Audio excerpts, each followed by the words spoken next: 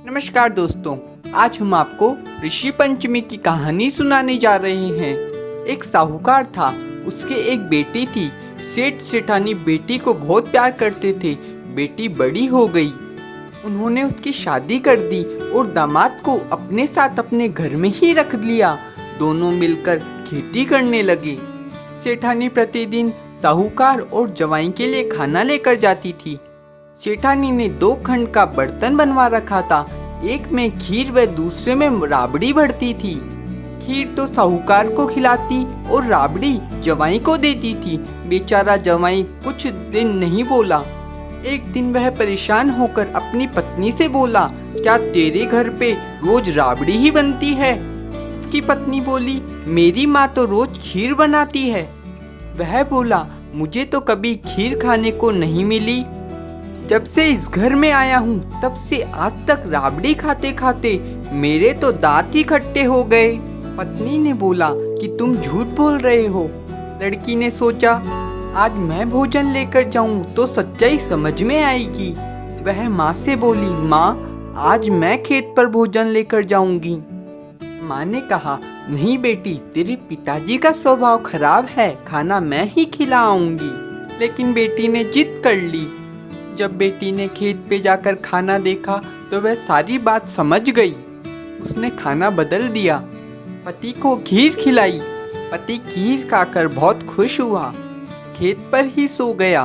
बेटी ने साहूकार को राबड़ी खिलाई। साहूकार को जब राबड़ी मिली तो उसको बहुत क्रोध आया।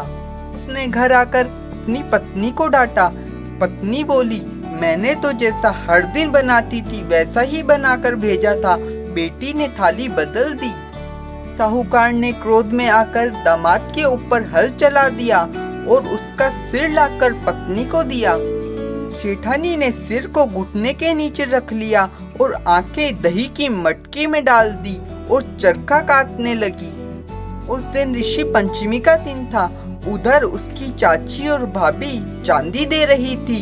ऋषियों ने चांदी नहीं ली क्योंकि उनके यहाँ सूतक हो गया था। फिर ऋषियों ने आपस में विचार किया कि उसको किस प्रकार जीवित किया जाए। तब एक ऋषि कुत्ता बना, एक बिल्ली बना और एक साधु बना और सब मिलकर खेत पर गए। ऋषियों ने उसके सब अंगों को इकट्ठा किया। फिर वह तीनों साहूकार के घर आए और साधु ने भिक्षा मांगी। तो सेठानी ने बेटी से कहा कि भिक्षा दे दो। तब साधु ने बेटी के हाथ से भिक्षा लेने से मना कर दिया और बोले, तेरे हाथ से ही लेंगे, नहीं तो श्राप दे देंगे। सेठानी डर गई और भिक्षा देने के लिए उठी तो जो कुत्ता बना था वह सिर मुंह में दबाकर भागा तथा जो बिल्ली बनी थी वह दही की बटकी में से आंखें लेकर भागी। फिर सब शरीर को इकट्ठा करके गंगा जल के छींटे दिए तो दामाद जीवित हो गया और बोला, आज तो खूब सोया। तब ऋषि बोले, तेरे ससुर ने तेरे ऊपर हल चला दिया था। ऋषियों ने उसको सारी बात बताई। ऋषि बोले, तू तो तेरे घर वालों के पुण्य प्रताप से जीवित हुआ है, अब तू सीधे अपने घर जा, तेरे घर वाले तेरे लिए परेशान हैं। अब वह अपनी पत्नी के पास आया और उसे सारी बात बताई। वह उसे बोला, मैं अपने गांव जा रहा हूँ, तुझे साथ चलना है तो चल। वे दोनों अपने घर के लिए निकल गए। शाम होते होते वह अपने घर पहुँचे। वहाँ घर वाले परेशान थे क्योंकि ऋषियों ने चांदी नहीं ली थी। वह सबसे बोला, आप सब नहा धोकर फिर से चांदी बनाओ। फिर सबने चांदी दी। सारी नगरी में हेला फेरा दिया कि आज भादवे की ऋषि पंचमी है। आज के दिन कोई भी जवाई ससुराल में नहीं रहे। सब बहन के भाई आवे, जवाई ससुराल नहीं जाए।